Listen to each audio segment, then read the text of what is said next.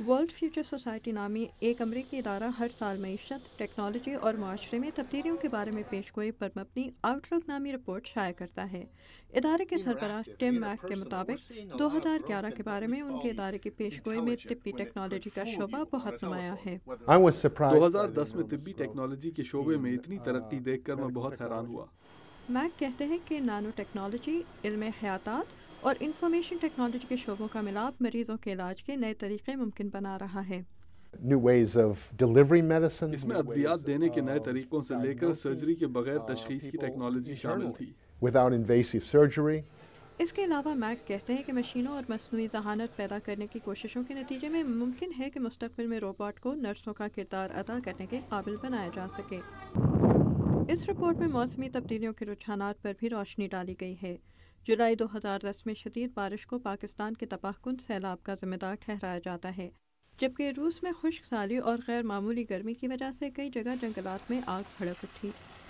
Make کے مطابق اگر ان تبدیلیوں کو روکنے کے لیے عالمی سطح پر اقدامات نہ کیے گئے تو موسمی تبدیلیوں سے منسلک مسائل بڑھتے رہیں گے۔ ہم یہ نہیں جانتے کہ موسمی تبدیلی مختلف علاقوں کو کس طرح متاثر کر سکتی ہے۔ سمندروں کی مثال لے لیجیے، لیکن میرا مطلب صرف پانی کے بہاؤ میں تبدیلیوں کے اثرات نہیں، بلکہ پانی کے درجہ حرارت میں اتار چڑھاؤ سے ماحول اور جانور کس طرح متاثر ہو سکتے ہیں۔ میک کہتے ہیں کہ چین عالمی سطح پر ماحولیاتی مسائل کو فروغ دے رہا ہے۔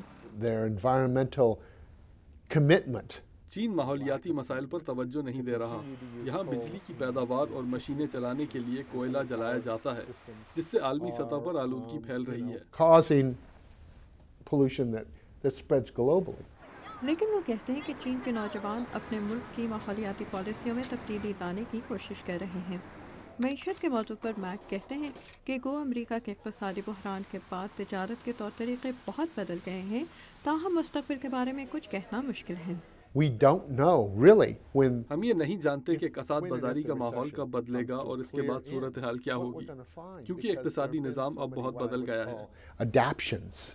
اس کے ساتھ ساتھ بہت سی کمپنیاں صحت عامہ کے شعبے میں اور ملازمین کو ریٹائرمنٹ کے بعد ملنے والی روایتی مراعات بھی کم کر رہی ہیں، اور میک کے مطابق یہ واضح نہیں کہ حالات کب بہتر ہوں گے۔